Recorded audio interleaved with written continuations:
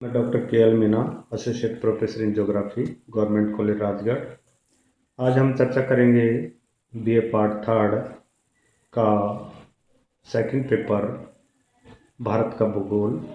भारत के भूगोल में हम पूर्व में भी पढ़ चुके हैं भारत की बहुउद्देशीय परियोजनाएं।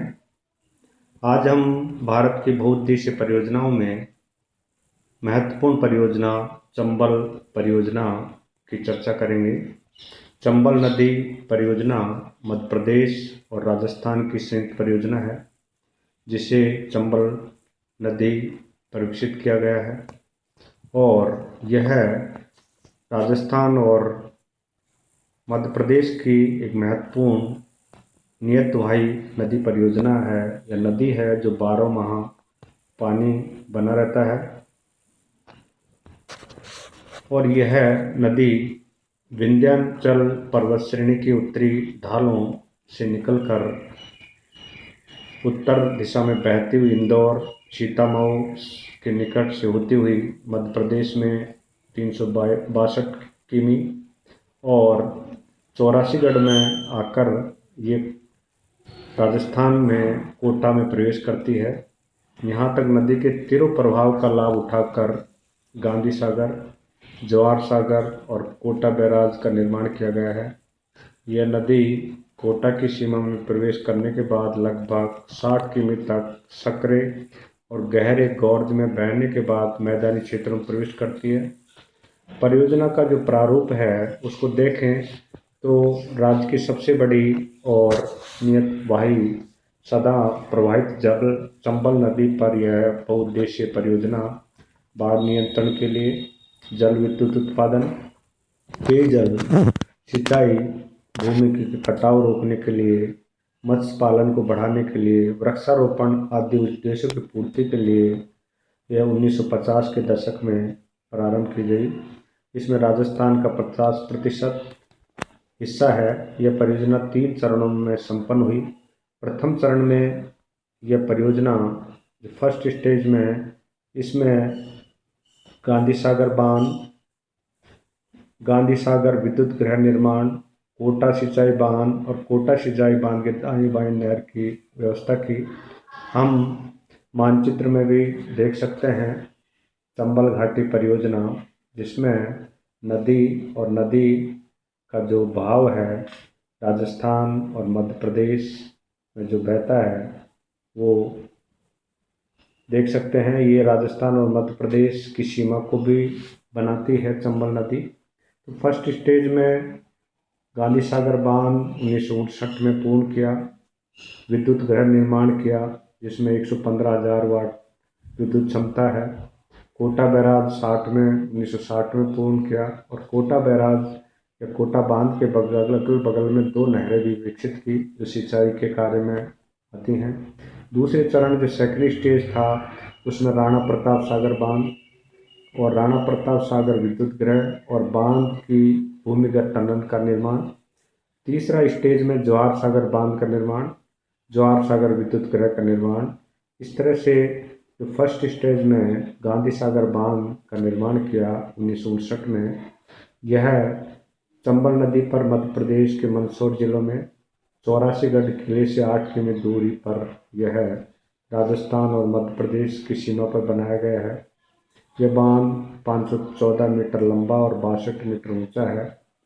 इसके बनाने से 7,700 लाख घन मीटर जल एकत्रित होगा। जल निकासी हेतु 9 दरवाजे लगाए गए हैं। इस बांध के दोनों किनारों पर 2 नहरें बनाई गई हैं जो क्षेत्र की 5 लाख हेक्टेयर भूमि को सिंचाई करेंगी। इस बांध के निर्माण से में 1400 करोड़ रुपए का खर्च हुआ।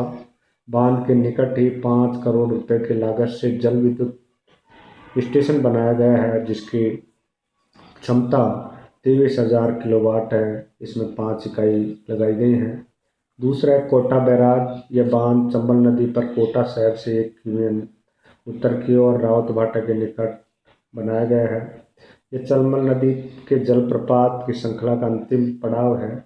इसका उद्देश्य नदी के दाहिने बाएं किनारों से निकाली हुई नहर जो ये जल आपूर्ति करती रहेगी, जलाशय में 11 लाख घन मीटर जल एकत्रित किया जा सकता है। बाढ़ के जल की निकासी हेतु बांध में 16 फाटक लगाए गए हैं और 1960 में बनकर तैयार हुआ है। नहर कैनाल कोटा अवरोध बांध के निकट से नदी के दोनों किनारों से नहर निकाली गई हैं, जिनसे राजस्थान मध्य प्रदेश में सिंचाई की जाती है। बाएं किनारे से निकाली गई नहर 20 किमी बहने के पश्चात बूंदी में भी 2 भागों में बढ़ जाएगी। इस नहर से राजस्थान के बूंदी, कोटा, टोंक, मध्य प्रदेश जिलों में सिंचाई की जाएगी और दाहिने किनारों में निवास। दक्षिणी सेकंड स्टेज में राणा प्रताप सागर का बांध बनाया गया है। विद्युत उत्पादन हेतु मुख्य बांध से 2 मिट्टी का बांध बनाया गया है और तृतीय स्टेज में कोटा और जवाहर सागर बांध परियोजना का अंतिम चरण में कोटा और बूंदी जिलों की सीमा पर राणा प्रताप सागर बांध से 32 किमी उत्तर की ओर कोटा शहर से 20 किमी उत्तर चंबल पर जवाहर सागर बांध बनाया गया है। इसी तरह से परियोजना के लाभ जो हैं वो हम देखें तो इस परियोजना से कोटा बूंदी जिलों में 5.5 लाख हेक्टेयर भूमि कृषि सिंचाई के सुविधाएं बढ़ेंगी। परियोजना से विद्युत शक्ति गृहों में 386 मेगावाट विद्युत का उत्पादन होगा, जो राजस्थान के अनेक जिलों में विद्युत सप्लाई होगी। विद्युत की उपलब्धता के लिए सांवर झील के नाम से मकराने संगमरमर, भीलवाड़ा का घिया पत्थर, हिंदुस्तान जिंक स्मेल्टर लाखोरी, निम्बाड़ा उद्योग भी प्रगति करेंगे। बाढ़ नियंत्रण और मृदा अपरदन से चंबल के बीहड़ों की कायाकल्प होगी, सिंचाई की व्यवस्था होगी, वृक्षारोपण और चारागाहों का विकास होगा, आसपास के क्षेत्र का औद्योगिक विकास होगा। चंबल सिंचित क्षेत्र में सिंचाई और नवीन कृषि तकनीक के कारण फसल प्रारूप में परिवर्तन होगा और कृषि फसलों में ज्वार आदि के स्थान पर क्रैश जो नकदी फसलें हैं उनका विकास होगा। चावल, गेहूं, गन्ना में वृद्धि होगी और आसपास जो मंडियां विकसित होंगी। मत्स्य पालन और पर्यटन भी विकसित होगा। यहाँ पर मत्स्य पालन से बोट वगैरह या पर्यटकों के लिए झील वगैरह का विकास होगा और रोजगार बढ़ेगा। कृषि उपज के कारण कई कृषि उपज मंडियों का विकास होगा, जैसे आसपास के कोटा, बूंदी, केशवरायपाटन, रामगंज मंडी आदि विकसित होंगे और कोटा शहर को भी पानी की सप्लाई होगी, जिससे वह एक शिक्षक नगरी के रूप में, एक पर्यटक नगरी के रूप में उभरेगी।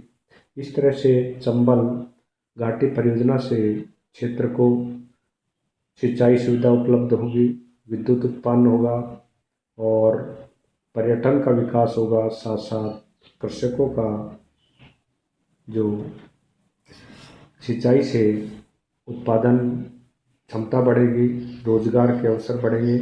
इस तरह से यह बहुउद्देशीय परियोजनाएं निकट भविष्य में एक लाभदायक सिद्ध होगी।